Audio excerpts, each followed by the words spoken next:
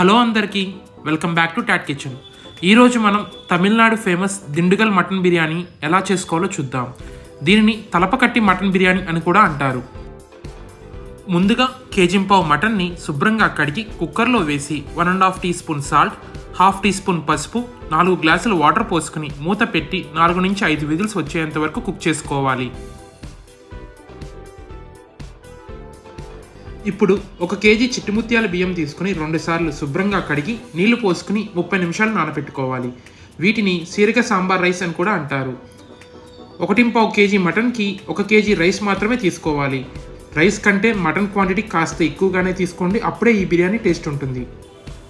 బిర్యానీ మసాలా కోసం 3 టీ స్పూన్ల ధనియాలు, 1 టీ స్పూన్ జీలకర్ర, 1.5 టీ స్పూన్ సోంపు, 3 స్టార్ అనీస్, 2 బిర్యానీ ఆకులు, 3 ఇంచుల దాల్చిన చెక్క, కాస్త బిర్యానీ ఫ్లవర్, 2 జాపత్రి, 1 టీ స్పూన్ లవంగాలు, 10 యాలకులు, 1.5 టీ స్పూన్ మిరియాలు, గుప్పెడు జీడిపప్పు వేసి మెత్తగా గ్రైండ్ చేసుకోవాలి. అలాగే ఒక మిక్సీ జార్లో 6 పచ్చిమిర్చి, 12 చిన్న ఉల్లిపాయలు, కొంచెం కొత్తిమీర, పుదీనా వేసి మెత్తని పేస్ట్ లాగా గ్రైండ్ చేసుకోండి. బిర్యానీ ప్రిపరేషన్ కోసం ఒక గిన్నె పెట్టుకుని 3 టేబుల్ స్పూన్ల నెయ్యి, 4 టేబుల్ స్పూన్ల ఆయిల్ వేసి ఆయిల్ కాస్త హీట్ అయ్యాక గ్రైండ్ చేసుకున్న ఆనియన్ పచ్చిమిర్చి పేస్ట్, ఇంకా 1 టేబుల్ స్పూన్ అల్లం వెల్లుల్లి పేస్ట్ వేసి కాస్త కలర్ చేంజ్ అయ్యి పచ్చివాసన పోయేంత వరకు ఫ్రై చేసుకోవాలి. ఆ తర్వాత 1.5 teaspoon salt, 1/2 teaspoon పసుపు, 2 టీ స్పూన్ల కారం వేసి బాగా కలిపి మనం కుక్ చేసుకున్న మటన్ పీసెస్ మాత్రమే వేసి ఒక 2 నిమిషాలు మీడియం ఫ్లేమ్లో ఫ్రై చేసుకోండి.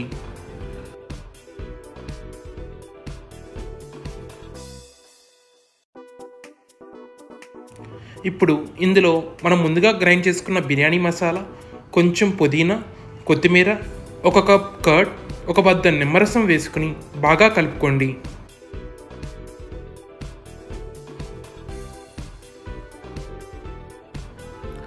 ఒక కప్పు బియ్యానికి 1.5 కప్ వాటర్ లెక్కన మనం కుక్ చేసుకున్న మటన్లో నుంచి వచ్చిన మటన్ స్టాక్ని ఇందులో పోసుకోండి. మటన్ స్టాక్ సరిపోతే వాటర్ పోసుకోవచ్చు. నీళ్లు బాగా మరుగుతున్నప్పుడు మనం నానబెట్టుకున్న రైస్ని వేసుకుని ఒకసారి కలిపి వాటర్లో సాల్ట్ని అడ్జస్ట్ చేసుకోండి. వాటర్ లైట్గా సాల్టీగా ఉండాలి, అప్పుడే రైస్కి సరిపోతుంది. దీనిని మూత పెట్టి హై ఫ్లేమ్లో ఒక 5 నిమిషాలు, మీడియం ఫ్లేమ్లో ఒక 8 నిమిషాలు కుక్ చేసుకుంటే రైస్ ఆల్మోస్ట్ మనకి 90% కుక్ అవుతుంది. అప్పుడు బిర్యానీ మీద కాస్త నెయ్యి వేసి అరిటాకు పెట్టి మరో 10 నిమిషాలు లో ఫ్లేమ్లో దమ్ చేసుకుని స్టవ్ ఆఫ్ చేసేయండి. దీనిని ఒక 15 నిమిషాలు మూత తీయకుండా స్టవ్ మీద అలాగే ఉంచేయండి, అప్పుడే రైస్ పొడి పొడిగా ఉంటుంది. అంతే అండి, దిండుగల్ మటన్ బిర్యానీ రెడీ. ఇది చాలా సింపుల్ ప్రాసెస్ అండి, దీనికి ఎక్కువ శ్రమ కూడా పడాల్సిన అవసరం లేదు. మీరు ఎప్పుడు తినకపోతే దీన్ని ఖచ్చితంగా ట్రై చేయాల్సిందే.